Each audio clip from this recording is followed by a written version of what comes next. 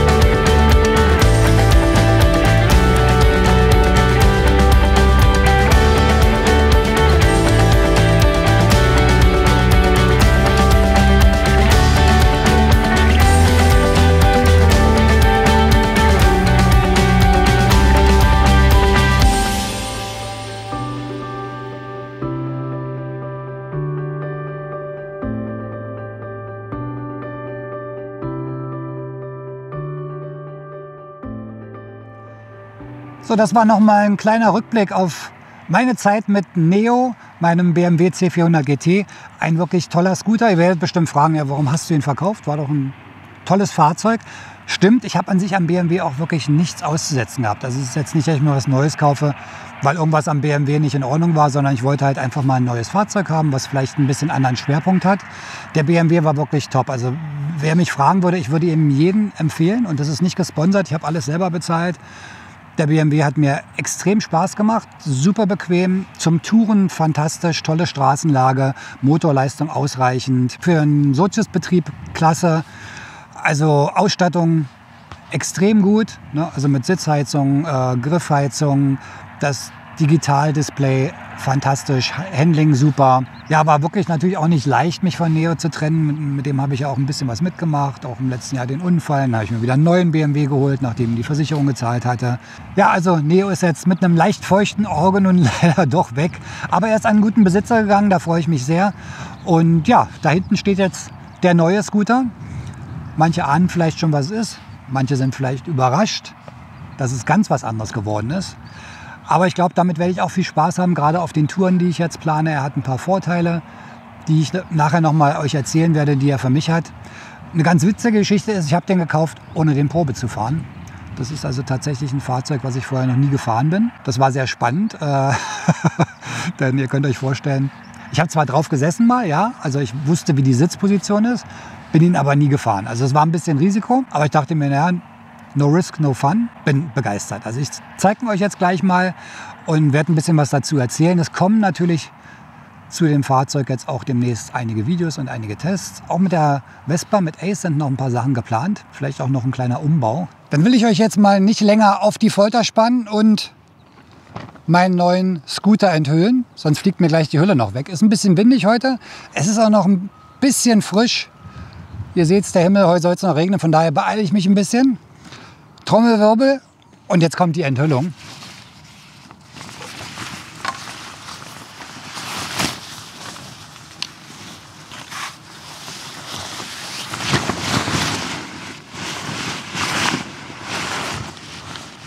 Ja, hier ist der nun, mein neuer Scooter. Einige haben sich wahrscheinlich schon gedacht. Der Honda XADV 750, ein 2023er Modell in matt schwarz. Und das wird jetzt mein Roller für die nächsten Touren werden. Und ich werde euch vielleicht mal erstmal, bevor ich sage, warum nun der und nicht irgendein anderer, mal so die technischen Daten vielleicht vorstellen, weil der unterscheidet sich natürlich schon ein wenig von dem, was ich vorher hatte, von der BMW und natürlich auch ganz klar von einer Vespa. Wer von euch den Honda XADV noch nicht kennt, das handelt sich hier um einen reinen Zweizylinder, flüssig gekühlt, mit 745 Kubikzentimetern. 59 PS bei 6.750 Umdrehungen und 69 Newtonmeter bei 4.750 Umdrehungen.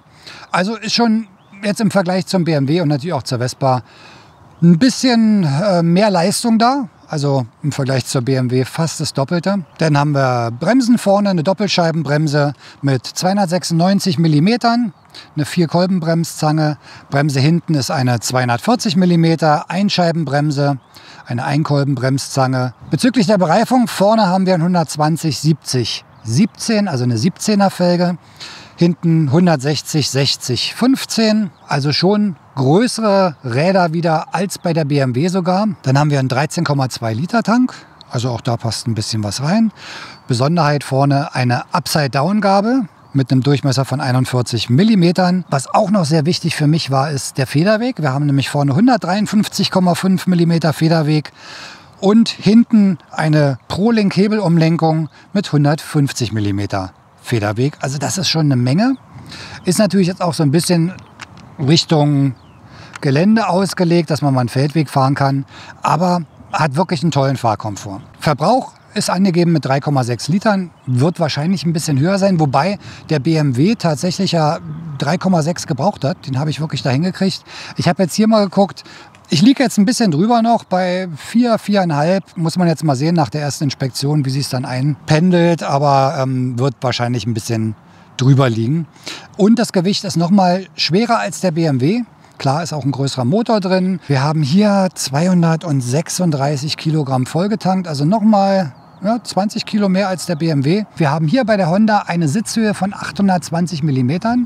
Der BMW hatte 750 mm, also 7 cm höher. Und das merkt man auch. Also wir haben eine ganz andere Sitzposition. Wir haben natürlich auch ein bisschen mehr Bodenfreiheit. Ich mache auf jeden Fall nochmal ein Vergleichsvideo vom BMW mit meinen Erfahrungen jetzt zur Honda, wenn ich es ein paar Mal gefahren bin. Sie ist ja noch ganz neu, hat noch ganz wenig Kilometer runter. Ja, warum ist es nun der Honda XADV geworden?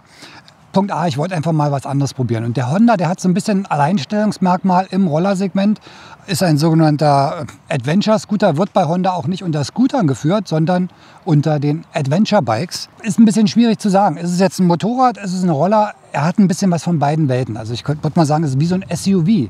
Der hat die Vorteile vom Scooter, der hat aber auch Vorteile eines Motorrads. Ich glaube, es ist wirklich ein gutes Reisefahrzeug. Ein bisschen dynamischer auf jeden Fall als die BMW, ein bisschen sportlicher. Und eine Sache, die ich ganz toll fand, auch mit ein Grund, warum ich mich für die entschieden habe, sind die Möglichkeiten, Gepäck zu montieren. Denn die einzige Möglichkeit bei der BMW war ja ein Topcase, was ich ja hinten drauf hatte. Es gab aber keine Möglichkeit, irgendwie Packtaschen ranzumachen oder Seitenkoffer oder irgendwas anderes, gerade wenn man jetzt zu zweit fährt und vielleicht noch zusätzliches Gepäck mitnehmen möchte. Da war man ein bisschen eingeschränkt. Bei der Honda ganz toll, bei der Forza wie auch bei der XADV, man kann Seitenkoffer ranmachen. Entweder die Originalen von Honda selber oder von Givi, da gibt es eine ganze Menge. Und somit hat man das Gepäck so ein bisschen verteilt. Ich glaube, das ist als Gepäcklösung für lange Strecken ganz angenehm. Denn natürlich ein ganz wichtiger Punkt, den ich vorher noch nicht wusste, aber ich konnte es erahnen. Sie fährt sich sehr motorradähnlich. Größere Räder, Zweizylindermotor, mehr Leistung. Eine Besonderheit der Honda ist das Getriebe, denn die XADV hat ein Doppelkupplungsgetriebe, eine sogenannte Dual Clutch Transmission, das heißt, die Honda schaltet automatisch.